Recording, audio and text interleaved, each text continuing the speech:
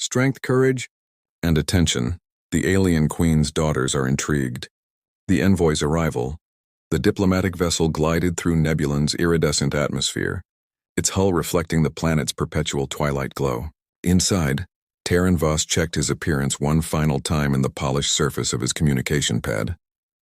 His dark hair was neatly combed, and his formal envoy uniform, midnight blue with silver trim, represented Earth's interstellar diplomatic corps impeccably. Approaching Royal Landing Pad, "Sir," announced the pilot. "The Nebulonian welcoming party awaits." Terran nodded, trying to calm his racing heart.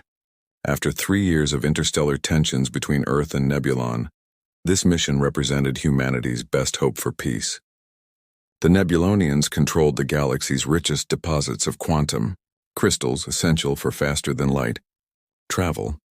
But relations had deteriorated after a misunderstanding. At a previous summit, as the ship's door slid open, Terran was bathed in the soft purple glow of Nebulon's perpetual twilight. The air carried a sweet, unfamiliar scent, and the gravity felt slightly lighter than Earth's. A delegation of tall, elegant Nebulonians stood in perfect formation before him. "Welcome to Nebulon, Envoy Voss," said a silver-haired official with skin that shimmered like polished amethyst. "I'm Centaur, Royal Chamberlain. Queen Nyx awaits your arrival in the Grand Hall."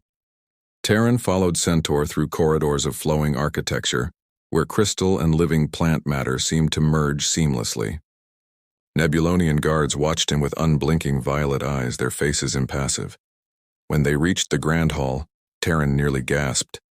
The chamber rose hundreds of feet, its ceiling a perfect replica of Nebulon's night sky. Seated on an elevated crystal throne was Queen Nyx, her regal bearing unmistakable. Her skin was deep purple with luminescent patterns that shifted subtly, and her eyes, completely black except for pinpricks of light like distant stars, regarded him coolly. But what truly captured Terran's attention were the two figures flanking the queen's throne. The princesses of Nebulon were twins, yet distinct in their beauty. Both had the characteristic purple skin of their species, though lighter than their mothers, with patterns that glowed softly in the chamber's dim light. "Approach, Envoy of Earth," commanded Queen Nyx, her voice melodious yet authoritative. As Terran walked forward and bowed deeply, he noticed the princesses watching him with undisguised curiosity. The one on the left had patterns that swirled like galaxies across her skin, while her sister's markings were more angular like constellations. "Your Majesty, I bring greetings from Earth and our sincere desire for lasting peace between our worlds," Terran said, reciting the formal greeting he had practiced countless times. "We shall see if your words match your intentions," replied Queen Nyx. "You will be our guest for 1 lunar cycle as we negotiate terms. My daughters, Princess Lyra and Princess Mira, will ensure you experience Nebulonian culture properly." The princess with swirling patterns, Lyra, stepped forward first. "We are curious about Earth customs," she said, her voice like wind chimes. "Perhaps you might share some during your stay." Her sister Mira's expression was more guarded, but her eyes betrayed equal interest. "If he proves worthy of such exchanges," she added. That evening, alone in his guest chambers, Terran watched the 3 moons of Nebulon through his window. The diplomatic challenge ahead was daunting, but he couldn't help thinking about the princesses, their graceful movements, their melodious voices, and the way their eyes had studied him throughout the welcoming ceremony. There was something in those gazes that went beyond diplomatic interest. Little did he know that in the royal quarters, the princesses were engaged in animated discussion about their unusual visitor from Earth, each already forming her own impressions of the man who would unwittingly capture both their hearts. Garden of Luminous Flowers. 3 days into his stay, Terran had barely glimpsed the princesses since the formal welcome. His time had been consumed by tedious preliminary negotiations with Nebulonian ministers, who seemed determined to test his patience. When a royal attendant arrived at his quarters with an invitation from Princess Lyra to tour the botanical gardens, he welcomed the respite. The gardens sprawled across several acres behind the palace, filled with plant species Terran had never imagined, flowers that emitted gentle music when touched, trees with crystalline leaves that refracted light into rainbows, and floating orbs of moss that followed visitors like curious pets. Princess Lyra awaited him by a fountain of luminescent water. Today, the galaxy-like patterns on her purple skin seemed to pulse with a gentle rhythm that matched her breathing. You look weary, Envoy Voss, she observed as he approached and bowed. The ministers can be exhausting. Diplomatic negotiations often are, Your Highness, Terran replied, straightening. But this garden is revitalizing. Lyra gestured for him to walk alongside her. These gardens have been cultivated for 18 generations. Each queen adds new species. She reached out to stroke a flower that resembled a lotus but with translucent petals. It hummed a soft melody at her touch. This one senses emotions. The tune changes with the mood of whoever touches it. Terran hesitated, then gently brushed his fingers against a petal. The flower produced a complex, searching melody. Curious, murmured Lyra, her head tilted slightly. It plays the song of distant horizons for you, rare for anyone not born under Nebulan's moons. As they continued their walk, Terran found himself relaxing in Lyra's presence. Unlike the other Nebulonians, she asked genuine questions about Earth and listened intently to his answers.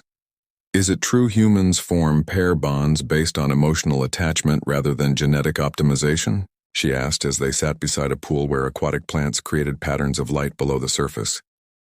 We call it falling in love, Terran explained. And yes, it's rarely logical. It's based on connection, compatibility, attraction.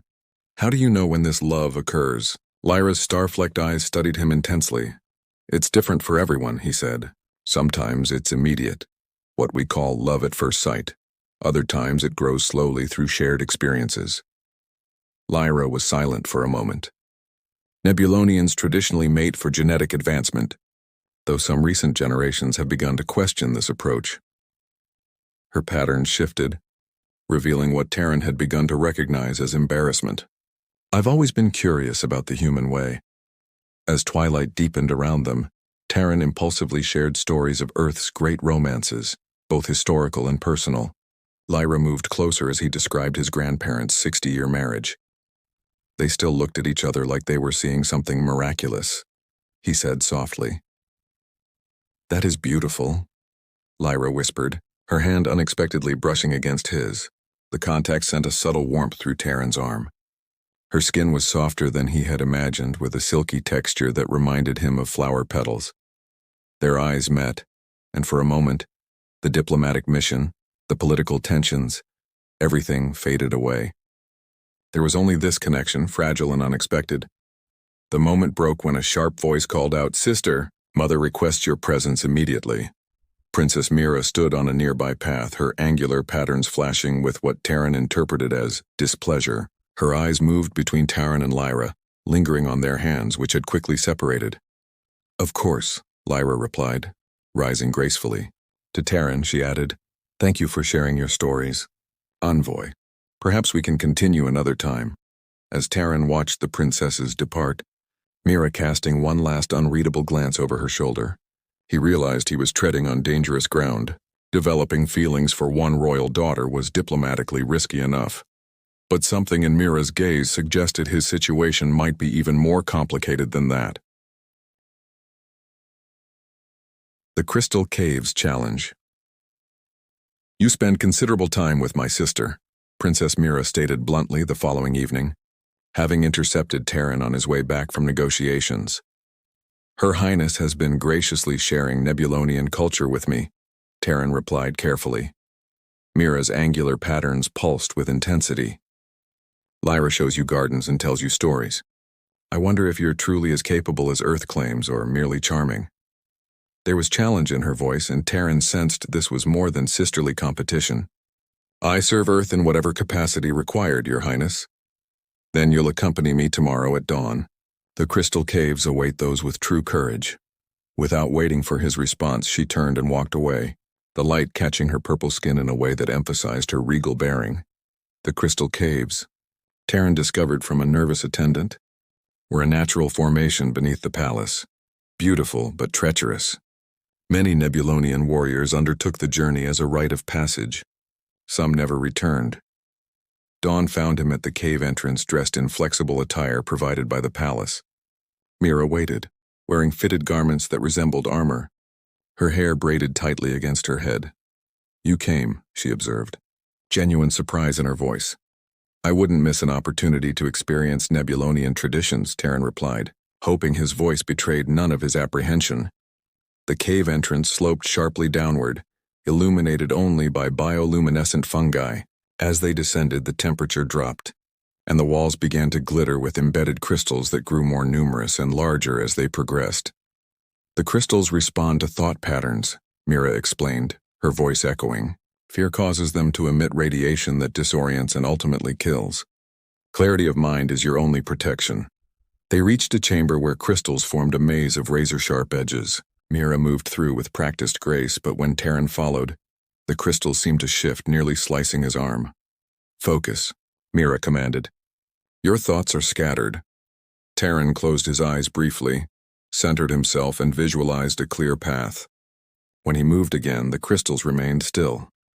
The next chamber held a chasm with only narrow crystal bridges spanning it. As Terran carefully crossed, a section crumbled beneath his foot. He lunged forward, catching himself on the remaining bridge, heart pounding. He looked up to find Mira watching intently, her expression no longer haughty but evaluative. When he successfully reached her side, something like respect flickered in her eyes. The final challenge was a chamber where gravity seemed to fluctuate wildly. Objects and people floated unpredictably. Mira launched herself confidently through the space, using crystal outcroppings to guide her movement. The secret is to anticipate the shifts, she called.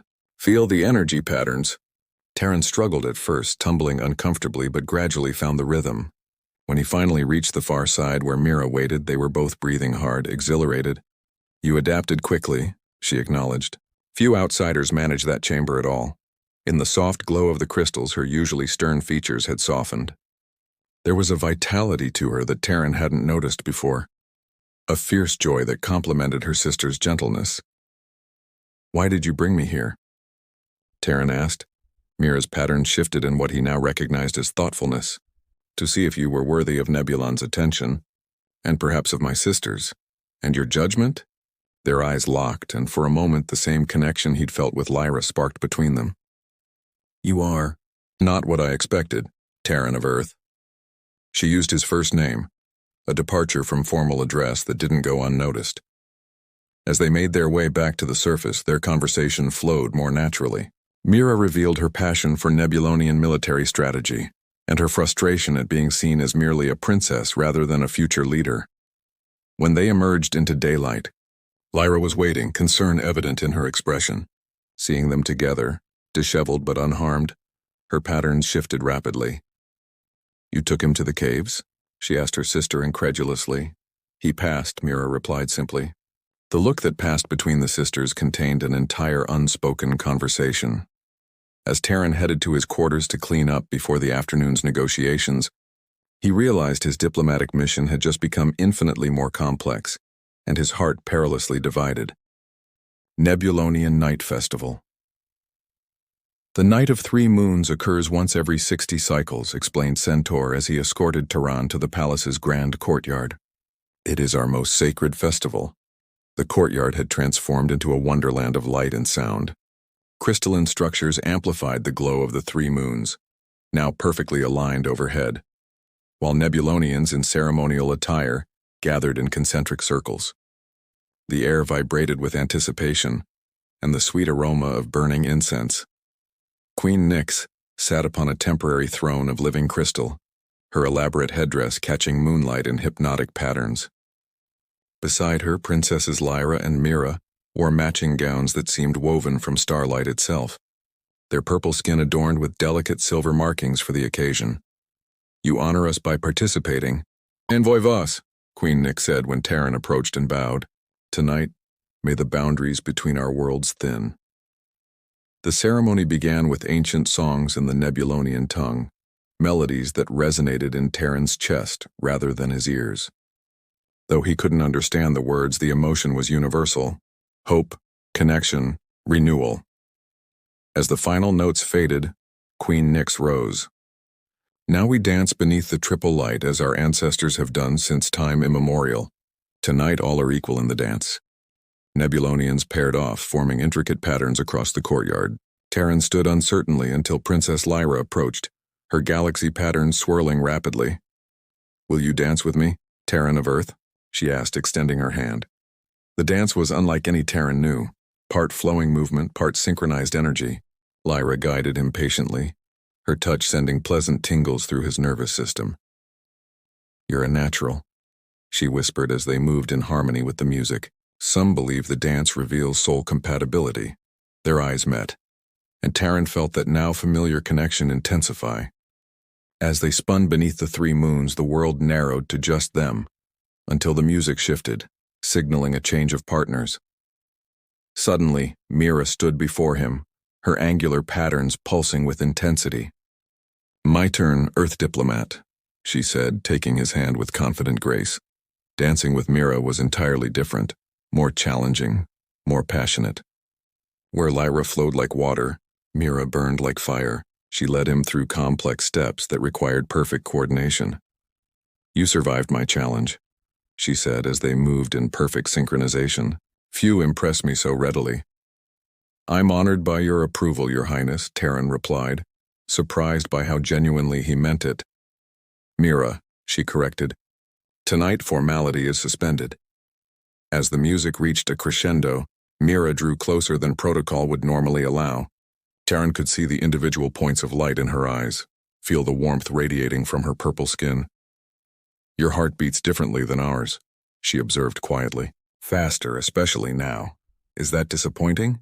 Taryn asked. "No," she replied, her voice softer than he'd ever heard it. "It's intriguing." The music shifted again, and Taryn found himself dancing with various Nebulonian officials, each exchange building diplomatic goodwill. But his eyes kept finding the princesses, sometimes catching them watching him, sometimes observing them dance with others. Later, as the celebration peaked, Taryn stood at the periphery, catching his breath. A royal attendant approached with a ceremonial chalice. "The essence of understanding," the attendant explained. "It temporarily heightens empathic connection. The queen requests you partake if willing." Taryn hesitated only briefly before accepting. The liquid tasted of starlight and distant oceans, and warmth spread through his body. The world around him seemed to sharpen and blur simultaneously. When Lyra found him moments later, he could almost see the emotions flowing around her like an aura. Curiosity, attraction, hope. "Walk with me," she suggested, leading him to a quiet alcove overlooking the festivities. "The negotiations progress well," she said, "but I find myself more interested in the negotiator than the terms." Her directness, so unlike their previous encounters, must be an effect of the essence. Taryn found his own inhibitions similarly lowered. "I've thought of little besides you," he began, then corrected himself. "And your sister?" Lyra's patterns flickered with something like surprise. "You feel drawn to both of us?" Before Taryn could respond, Mira appeared at the entrance to the alcove. From her expression, she had heard his words. "Sister," she said, her tone unreadable. "Mother asks for us." As they left, the sisters exchanged glances laden with meaning. Taryn remained, the essence of understanding revealing the complexity of his situation with painful clarity. He had come to Nebulon to secure peace between worlds, but now risked creating discord in the royal family itself. In his quarters that night, unable to sleep, Taryn received a message crystal. When activated, it projected a single sentence in elegant Nebulonian script. "Tomorrow at sunset, the Garden of Decision awaits the truthful heart."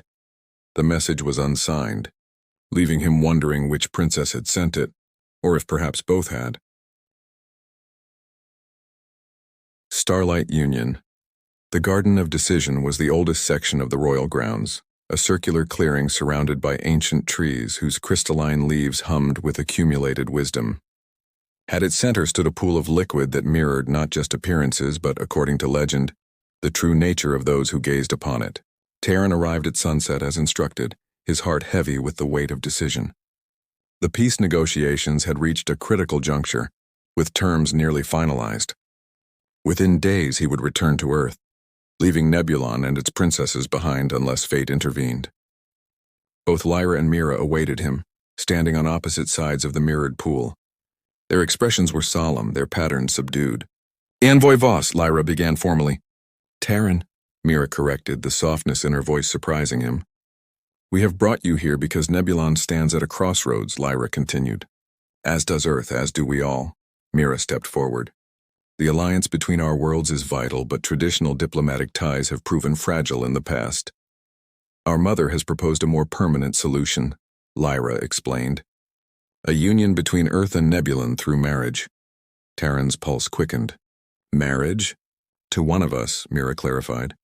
The choice would be yours. The implication stunned him into silence. Marriage to a Nebulonian princess would create an unbreakable alliance and fulfill the feelings that had been growing since his arrival. But choosing between them seemed impossible.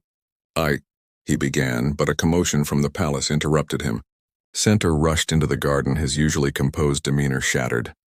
Your Highnesses, sabotage. The quantum crystal repository has been breached. They raced to the palace's secure vault, where they found Queen Nyx confronting a delegation from a rival system. The Draconian Collective thought to steal our crystals and blame Earth, the Queen explained to Terran. They hoped to prevent our alliance. We intercepted their communications, Mira added. They planned to frame you specifically. The Draconian ambassador snarled, a unified Earth and Nebulon threatens our dominance. We merely accelerated the inevitable conflict between your incompatible species. You're wrong, Terran said firmly. Our differences strengthen us rather than divide us. As security forces escorted the Draconians away, Queen Nyx turned to Terran. You have proven yourself a true ally. The marriage proposal stands with my blessing. Later, alone with the princesses in the royal gardens, Terran faced his impossible choice. I have come to care deeply for both of you, in different but equal measure. Lyra, your gentle wisdom and curiosity touch my soul. Mira, your strength and passion inspire me. How can I possibly choose? The sisters exchanged a long look, seeming to communicate without words. Finally, Lyra spoke. There is another way, one rarely practiced now but once common among our ancestors. A triadic union, Mira explained. 3 hearts aligned as one. Terran's eyes widened. That's possible? Nebulonian physiology and culture evolved with different concepts of partnership than Earth's, Lyra said. Our ancient texts speak of unions between 3 or more, especially when balance was needed. I represent strength and strategy, Mira said. I bring empathy and wisdom, added Lyra. And you, they said together, bridge our worlds in our hearts.